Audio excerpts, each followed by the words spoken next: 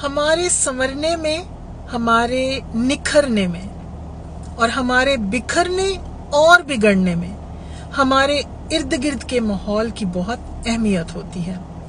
इर्द गिर्द का माहौल लोगों से और उनके रवैयों से बनता है। इस बात को समझने के लिए हम कलाम में से देखेंगे।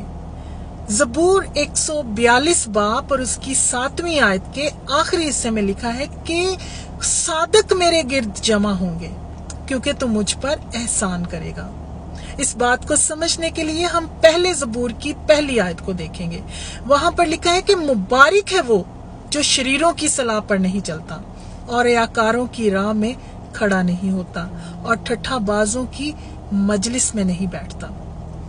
खुदा ने हर इंसान को सोचने, समझने और परखने की सलाहियत दी है।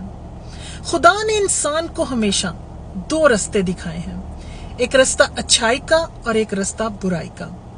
कलाम में भी लिखा है कि एक रास्ता कशादा रास्ता है और एक रास्ता तंग रास्ता है। इन रास्तों के चुनाव का इंतखाब जो है वो खुदा ने इंसान के हाथ में रखा है। जब हम इंसान इन रास्तों का चुनाव करते हैं, इन रास्तों का इंतखाब करते हैं, तो हमें हिकमत की जरूरत होती है। हिकमत से क्या मुराद है? हिकमत से मुराद दनाई है। कलाम दनाई के बारे में क्या कहता है? कलाम में लिखा है कि खुदावंद का खौफ दनाई का शुरू है।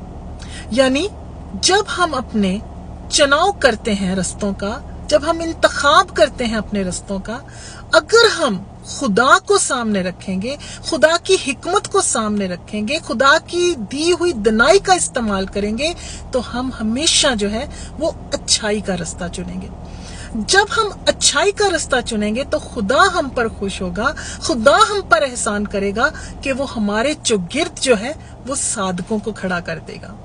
सादकों से क्या मुराद है? सादक से मुराद वो नेक लोग होते हैं जो हमें खुदा से मिलवाते हैं। सादक लोग वो लोग होते हैं जो हमारे ईमान को बढ़ाने में मददगार बनते हैं।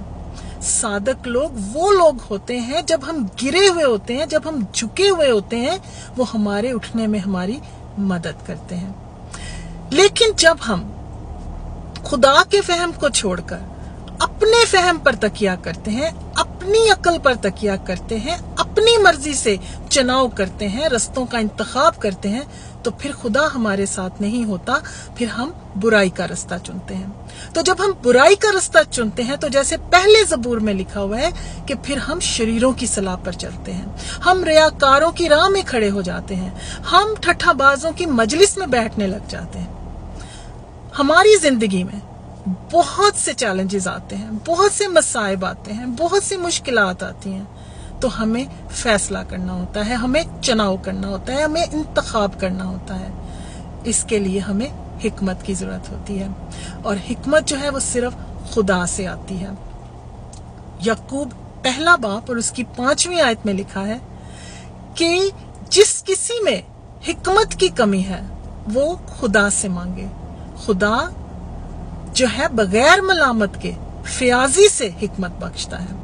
तो आज हमें खुदा से हिकमत को मांगना है, क्योंकि जब हम हिकमत को पालेंगे तब खुद हमारे फैसले जो हैं उनमें जब खुदा की हिकमत होगी, खुदा की खुशी शामिल होगी, खुदा का एहसान हमारे साथ होगा, खुदा हम पर एहसान करेगा, तो हम अच्छाई का रास्ता चुनेंगे और खुदावंद हमारे इर्द गिर्द जो है वो सादकों को खड़ा कर देगा।